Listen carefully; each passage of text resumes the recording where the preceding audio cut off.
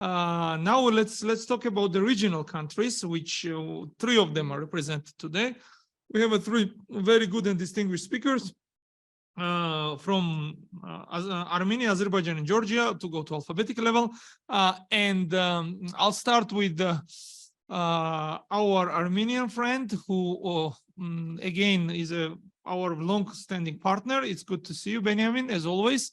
And it will be very interesting to listen your perspective on this format. Please, floor is yours. Thank you very much. First of all, I would like to thank organizers, MAPIC, and also GSEC for this opportunity and this timely webinar. So while we will speak about Armenia-Turkey relations, I will start from 1991, not going deep into the history. So when Armenia got independence, during the first presidency, and the president was Levon Ter-Petrosyan, the Armenian vision was that, okay, we should have normal relations with Turkey. And Levon Ter-Petrosyan, even before the collapse of Soviet Union, we met with the Turkish ambassador in Soviet Union, trying to understand how Armenia-Turkey relations can be moved forward. And of course, we should not forget that there was a historical burden. There was the issue of genocide of 1915, which definitely impacted at least perception in Armenia about the future Armenia-Turkey relations. But Armenia's position was this, that, okay, let's try to have normal relations. Simultaneously, starting from 1992, war broke out in Nagorno-Karabakh. The Nagorno-Karabakh conflict started. And as a result of this conflict, in April 1993, Turkey decided to close its border with Armenia and put an economic blockade on Armenia, hoping that along the line with the blockade imposed by Azerbaijan, this Turkey-Azerbaijan joint actions to impose blockade on Armenia and also to isolate Armenia from all regional projects. Our colleague from Turkey spoke about oil and gas pipeline, Baku-Tbilisi-Ceyhan, Baku-Tbilisi-Erzurum, and then about railroad, Baku-Tbilisi-Kars. So starting from 1993, Turkish position was very clear. We fully support Azerbaijan on Nagorno-Karabakh conflict, and we will do everything to force Armenia to accept Azerbaijani vision or version of settlement of Nagorno-Karabakh conflict. So from 1993 until 2007, Armenia-Turkey relations were, I may say, relatively frozen. Then, when Serge Sargsyan was elected as the president of Armenia in 2008, he started this famous football diplomacy. Also, we have to accept that some initial steps and some classified negotiations started even in 2007, when Robert Kochoryan was president and Vartan Oskanyan was our Minister of Foreign Affairs. However, officially, Serge Sargsyan declared about its intention to invite President Gül to Yerevan in September 2008 to take part in the Armenia-Turkey soccer game. And that is why the process got the name of football diplomacy. What was Armenia's vision from this?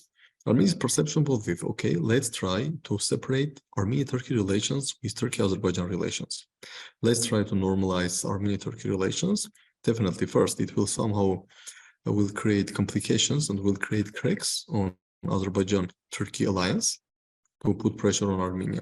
And also many in Armenia thought that, okay, normalization of relations with Turkey also will support Armenia somehow to decrease its dependence on Russia. Because starting from early 1990s, due to the conflict with Azerbaijan and joint Azerbaijani-Turkish pressure on Armenia, frankly speaking, Armenia has no other choices than to become a strategic ally of Russia, trying at least using Russia as a way to balance or counter this joint Turkish-Azerbaijani pressure.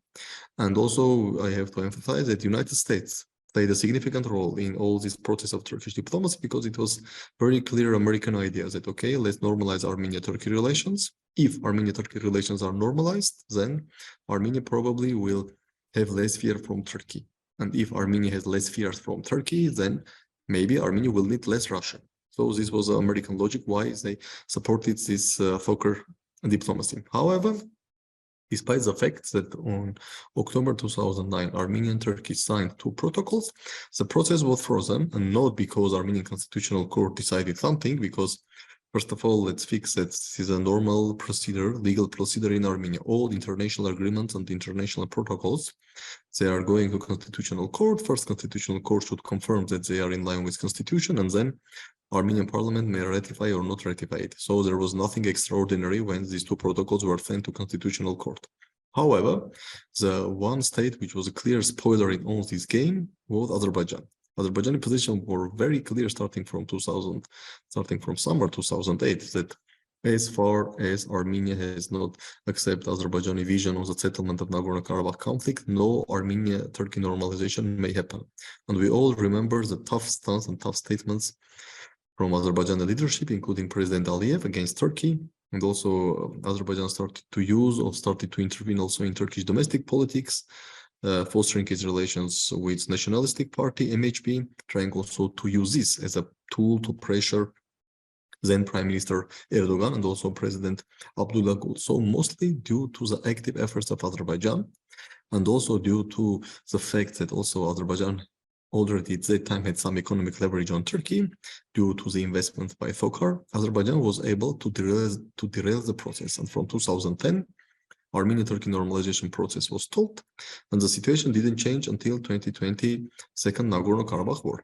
Of course, Turkish direct involvement in the war, and by speaking about direct involvement, I not only mean the sale of or supply of weapons to Azerbaijan, including Bayraktar drones, but also Turkish operators who were sitting in Baku and operating the drones, and also a lot of Turkish generals who were actually fitting Azerbaijani general staff and planning and also implementing and supervising the military operations. Definitely, this sent shockwaves to Armenia.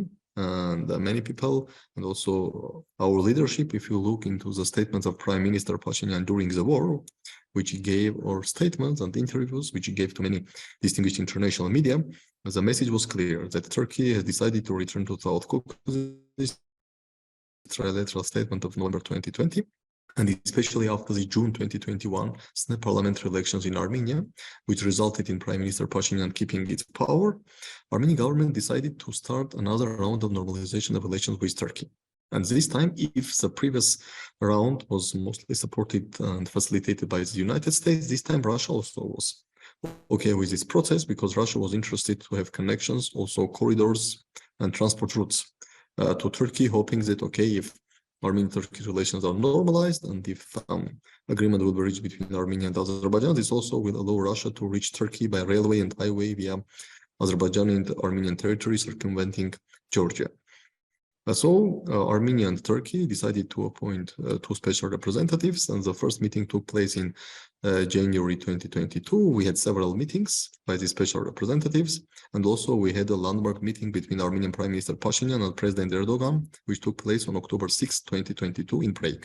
However, current Armenian government position was that, okay, Armenia-Turkey normalization should start, but it should start without any preconditions. And again, there was a clear vision that, okay, let's separate Armenia-Turkey relations with Armenia-Azerbaijan relations. However, despite the fact that these initial preconditions, which hampered the process of Armenia-Turkey normalization in 2008-2010, as Turkey was calling it, the occupation of Azerbaijani lands. This precondition did not exist because as a result of 2020 war, Azerbaijan not only took control of 7 adjacent regions, adjacent to the former Nagorno-Karabakh autonomous region, but also 30% of former Nagorno-Karabakh autonomous region itself. However, despite all effort by Armenian government, until now, Turkish official position is very clear that yes, we started the process of normalization with Armenia, but real normalization is possible only after the peace agreement between Armenia and Azerbaijan.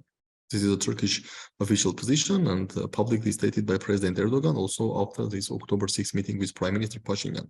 President Erdogan clearly stated that, okay, preconditions are there.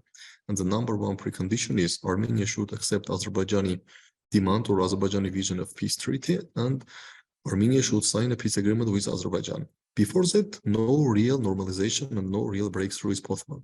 Yes, probably that come with some gestures of goodwill. For example, the agreement to open the border for the citizens of third countries, to start the direct cargo flights, and also to renovate this only bridge, this historical bridge. But all these are the gestures of the goodwill, and these are symbolic gestures, but they lack of effort. Regarding the so-called earthquake diplomacy, because after earthquake, when Armenia sent its rescue team, then the trucks with humanitarian cargo passed Armenia-Turkey land border first time for the last 30 years. there was a lot of discussions that will this earthquake diplomacy somehow facilitate Armenia-Turkey normalization process. And also Armenian foreign minister visited Turkey on February 15, 2023. However, despite some hopes that earthquake diplomacy may facilitate the normalization process, still as of now, we are receiving the same messages from Turkey. Yes, thank you very much. We are appreciated your humanitarian assistance.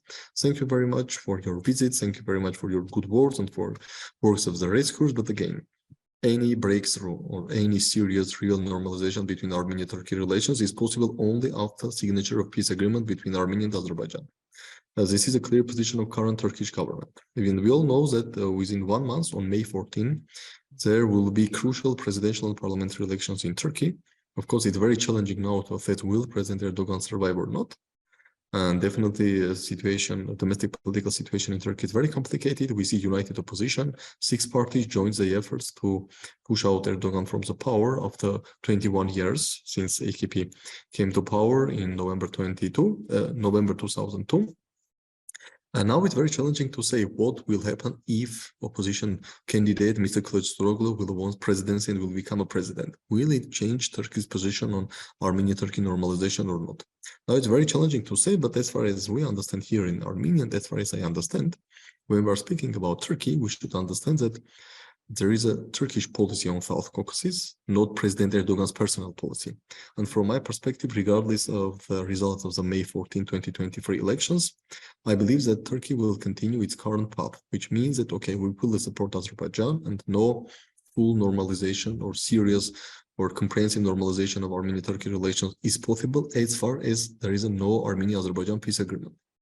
Of course, this is a little bit pity because we all know that despite this 2-year ongoing negotiation between Armenia and Azerbaijan in different platforms, we have a Moscow platform starting from December 2021, we have Brussels platform, and also since summer 2022, we have Washington platform. So these 3 actors are trying to facilitate Armenia-Azerbaijan negotiations, Russia, the EU, the United States. Still, Armenia and Azerbaijan are not close to the peace agreement, and we see a lot of escalations and a lot of Azerbaijani attacks. Last escalation took place just yesterday evening, resulted casualties on both sides, Armenia and Azerbaijan. So, of course, from Armenian position, it will be much better than Turkey will change its position, will stop connecting directly Armenia-Turkey relations with Armenia-Azerbaijan relations and stop telling that, okay, as far as there is no comprehensive and final peace agreement between Armenia and Azerbaijan, there will be no Armenia-Turkey normalization. Armenia's position is very clear that, okay, let's separate Armenia-Turkey relations with Armenia-Azerbaijan relations. Let's try to normalize Armenia-Turkey relations, which itself, from Armenia's perspective, normalization of Turkey-Armenia relations would facilitate and will support the normalization of Armenia-Azerbaijan relations. So let's start from this. But we have what we have. Turkish official position is very clear. Again, no normalization with Armenia as far as there is no peace agreement between Turkey and between Azerbaijan and Armenia. So from current perspective, I don't think that we are very close to a comprehensive normalization between the relations of Turkey and Armenia, because again, as I mentioned, even if opposition candidate will win the presidential elections scheduled in Turkey for May 14, 2023, I don't believe that Turkey will change its foreign policy, which means that still maybe we'll have this ongoing normalization process because neither Armenia nor Turkey are interested to leave the process because it will show them as non-constructive actors or players in international arena. So probably these meetings between 2 special representatives will continue. But again, as far as there is no peace agreement between Armenia and Azerbaijan, and unfortunately, I don't believe we are very close to this peace agreement between Armenia and Azerbaijan, I believe we will far away from Armenia-Turkey normalization process. So I believe that even these symbolic gestures like opening border for citizens of third countries, direct cargo flights, also the potential renovation of this medieval Ani bridge, this at least could create some conducive environment for further negotiations. Thank you very much.